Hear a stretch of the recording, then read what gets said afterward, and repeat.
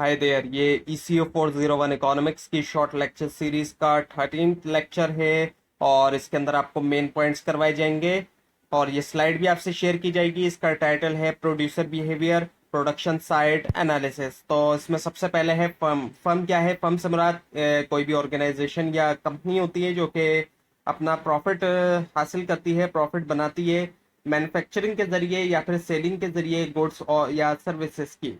सो firm जो है वो कोशिश करती है प्रॉफिट को मैक्सिमाइज करने की, सेल्स को ग्रोथ करने की। और फर्म जो है वो आइडियल वर्किंग कंडीशन चाहती है अपने वर्कर्स के लिए। और फर्म जो है वो कोशिश करती है अपने कॉम्पिटिटर्स को पुश करने की आउट ऑफ बिजनेस। सो तीन बेसिक क्वेश्चन है जो फर्म फेस करती है। पहला, व्हाट इट शुड प्रोड्यूस, इसको क्या प्रोड्यूस करना चाहिए, क्या प्रोड्यूस करना चाहिए। हाउ इट शुड प्रोड्यूस, किस तरीके से कैसे प्रोड्यूस करना चाहिए। और हाउ मच प्रॉफिट और net benefit will firm make, कितना जो है वो एंड प्रॉफिट या नेट बेनिफिट फर्म जो है वो हासिल करेगी। अब जो ट्रेडिशनल थ्योरी है फर्म के बारे में, ट्रेडिशनल थ्योरी ये कहती है कि फर्म का बुनियादी जो गोल है वो प्रॉफिट मैक्सिमाइज करना है। तो ये ट्रेडिशनल थ्योरी कहती है, सारी थ्योरीज नहीं कहती बल्कि सिर्फ ट्रेडिशनल थ्योरी कहती है कि फर्म का बुनियादी मकसद जो है वो प्रॉफिट मैक्सिमाइज करना है। सो प्रॉफिट क्या होता है? प्रॉफिट जो है वो डिफरेंस होता है टोटल रेवेन्यू यानी कि टोटल इनकम और टोटल कॉस्ट के दरमियान। सो TR माइनस TC यानी कि टोटल रेवेन्यू में से जब टोटल कॉस्ट निकालते हैं तो प्रॉफिट हासिल किया जाता है। फर्म की तीन टाइप्स होती हैं। सोल प्रोप्राइटरशिप जो कि एक सिंगल ओनर होता है, जिसमें पार्टनरशिप जिसमें कई सारे ओनर्स होते हैं, और लिमिटेड कंपनी जिसमें कई सारे शेयर होल्डर्स होते हैं। उसके बाद है एंटरप्रेन्योरशिप। एंटरप्रेन्योरशिप से मुराद मैनेजमेंट स्किल्स होते हैं या फिर पर्सनल इनिशिएटिव जिनका इस्तेमाल करके रिसोर्सेज को इस तरीके से कंबाइन किया जाता है प्रोडक्टिव वे में, प्रोडक्टिव तरीके से जो है वो कंबाइन किया जाता है। और एंटरप्रेन्योर जो होता है, जारी बात है वो उसकी विलिंगनेस और एबिलिटी होती है कि वो रिस्क ले सके। और एंटरप्रेन्योर जो है वो स्टार्ट करता है और लॉन्च करता है बिजनेस को। सो प्रोडक्शन फंक्शन, अब प्रोडक्शन फंक्शन जो है वो रिलेशनशिप है उन क्वांटिटीज के दरमियान फैक्टर्स ऑफ प्रोडक्शन की जिनका इस्तेमाल किया गया है और जो अमाउंट प्रोडक्ट का हासिल किया गया है उनके दरमियान एक रिलेशनशिप को हम प्रोडक्शन फंक्शन कहते हैं। और ये मैथमेटिकल रिलेशन होता है प्रोडक्शन ऑफ गुड्स या सर्विस के दरमियान और जो इनपुट उसके अंदर इस्तेमाल किया गया है उनके दरमियान। सो इसका जो मैथमेटिकली हम लिख सकते हैं इसको, वो है Q is equal to F which is the function of KLNETP। So Q जो है वो फंक्शन है KLNETP का। और इसमें Q जो है वो आउटपुट है, यानी कि आउटपुट जो है वो फंक्शन है किसका? K का, लेबर कैपिटल का, L यानी कि लेबर का, N नेचुरल रिसोर्सेज का, E यानी कि एंटरप्रेन्योरशिप का, T टेक्नोलॉजी का और P जो है वो पावर का। Now the Cobb Douglas production function, ये एक स्पेसिफिक प्रोडक्शन फंक्शन है। ये शो करता है कि कितना आउटपुट आप जो है वो हासिल कर सकते हैं दो इनपुट के डिफरेंट कॉम्बिनेशन से। So production function related input to the output, और इसका फार्मूला है Q is equal to A K power A which is the alpha and L power 1 - A। So यहाँ पर Q जो है वो बराबर है आउटपुट के, L जो है वो बराबर है लेबर इनपुट के, K जो है वो बराबर है कैपिटल इनपुट के, और इसके अलावा A and 1 - A are constant determined by technology. So now the short run, अब short run क्या है? short run short period of time है और इसकी ड्यूरेशन की अगर हम बात करें तो 1 दिन से लेकर 4 से 6 महीनों तक हो सकती है इसकी ड्यूरेशन। और एटलीस्ट एक फैक्टर ऑफ प्रोडक्शन इसमें जो है वो फिक्स्ड होगा।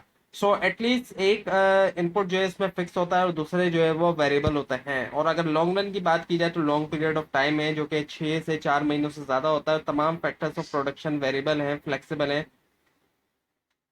allows the firm sufficient flexibility। और उसके बाद है फिर law of diminishing marginal return. So law of diminishing marginal return के मुताबिक जो है क्या होता है कि जो मार्जिनल आउटपुट होता है प्रोडक्शन प्रोसेस का उसके अंदर कमी आती है। जैसे जैसे एक सिंगल फैक्टर जो है, single factor of production increase होता है और दूसरे फैक्टर्स ऑफ प्रोडक्शन जो है वो इक्वल रहते हैं। तो इसमें जो है क्या होता है कि एक फैक्टर ऑफ प्रोडक्शन सिर्फ उसके अंदर इजाफा हो रहा है और जो दूसरे फैक्टर्स ऑफ प्रोडक्शन है वो फिक्स्ड है। और इसी वजह से जो मार्जिनल आउटपुट है प्रोडक्शन प्रोसेस का उसके अंदर कमी आ रही है। अगर सिंपल वर्ड में कहा जाए तो जैसे कि लैंड जो है उसको फिक्स किया गया है लेकिन लेबर जो है वो वेरिएबल है, तो उससे क्या होगा कि हर एक्स्ट्रा लेबर के ऊपर जो एक मार्जिनल रिटर्न है उसके अंदर कमी आती चली जाएगी। और यही चीज आपको दिखाई जा रही है टेबल के जरिए कि जो टोटल आउटपुट है, अगर हम लेबर की बात करें तो जब लेबर के अंदर इजाफा हो रहा है, जब एक लेबर है तो उसके अंदर टोटल आउटपुट है 3। दूसरा लेबर है तो टोटल आउटपुट 10 हो गया, और तीसरा लेबर है तो टोटल आउटपुट 24 है, चौथा लेबर है तो टोटल आउटपुट 36 है, पांचवा लेबर है टोटल आउटपुट 40 है, और छठा लेबर है टोटल आउटपुट 42, और सातवें पे टोटल आउटपुट 42 है, और आठवें पे टोटल आउटपुट 40 है। तो देखें आप टोटल आउटपुट में भी इजाफा होता जाता है, और एक वक्त ऐसा आता है कि टोटल आउटपुट में कमी आती है। क्यों? क्योंकि मार्जिनल जो रिटर्न है उसके अंदर कमी आती है, और एक वक्त ऐसा आता है कि मार्जिनल रिटर्न नेगेटिव हो जाता है, तो टोटल आउटपुट भी कम होता जाता है। और यही बात ग्राफ से दिखाई जा रही है कि जो टोटल आउटपुट है, जो टोटल फिजिकल प्रोडक्ट है, जब नंबर ऑफ फार्म वर्कर के अंदर इजाफा किया जा रहा है तो टोटल आउटपुट बढ़ता रहता है। टोटल प्रोडक्ट बढ़ते बढ़ते एक वक्त आता है मैक्सिमम होता है, और फिर वो माइनस में चला जाता है। सो टोटल फिजिकल प्रोडक्ट है क्या? टोटल फिजिकल प्रोडक्ट से मुराद होता है कि जो टोटल आउटपुट की क्वांटिटी होती है जो कि एक फर्म प्रोड्यूस करती है गिवन इनपुट क्वांटिटी से, जो उसको क्वांटिटी दी गई है इनपुट की उससे। और एवरेज फिजिकल प्रोडक्ट से मुराद ये होता है कि टोटल आउटपुट को डिवाइड कर दिया जाता है टोटल इनपुट एम्प्लॉयड, जो टोटल इनपुट लगाया गया है। सो एवरेज फिजिकल प्रोडक्ट का फार्मूला होता है टोटल फिजिकल प्रोडक्ट को डिवाइड कर देते हैं क्वांटिटी से।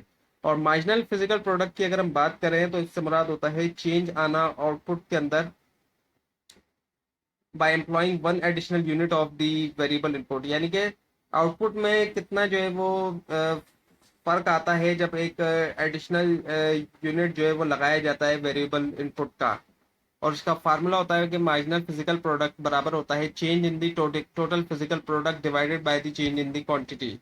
सो relationship between the average physical product and marginal physical product, इन दोनों के दरमियान क्या फर्क है? सो अगर जो है वो marginal physical product equal the average physical product, अगर बराबर है एवरेज फिजिकल प्रोडक्ट के, so average physical product change नहीं होगी। और अगर मार्जिनल फिजिकल प्रोडक्ट जो है वो अबव है, ज्यादा है एवरेज फिजिकल प्रोडक्ट से, सो एवरेज फिजिकल प्रोडक्ट में इजाफा होगा। और अगर मार्जिनल फिजिकल प्रोडक्ट जो है वो बिलो है एवरेज फिजिकल प्रोडक्ट के, उससे कम है, तो एवरेज फिजिकल प्रोडक्ट जो है वो गिर जाएगी। तो ये था लेसन नंबर 13। आपको अगर इस बारे में कोई क्वेश्चन है तो नीचे कमेंट कीजिए, और इस पूरी सीरीज को देखने के लिए इस चैनल को सब्सक्राइब कीजिए, बेल आइकन के ऊपर क्लिक कीजिए, और इस स्लाइड को आप नीचे डिस्क्रिप्शन बॉक्स में दिए गए लिंक से हासिल कर सकते हैं। Thanks for watching this video.